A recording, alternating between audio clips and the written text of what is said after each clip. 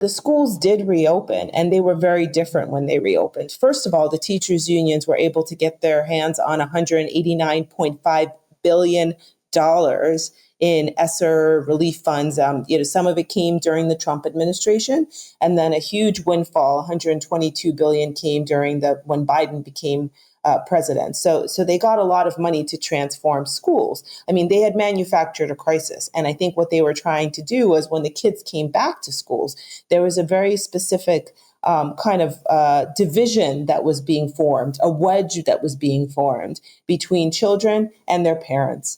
And you see that even in the social media. NEA, National Educational Association, the largest teachers union in the country, was tweeting out, they are our children. We love our children. They're not your children. You're a you're a labor union. Right.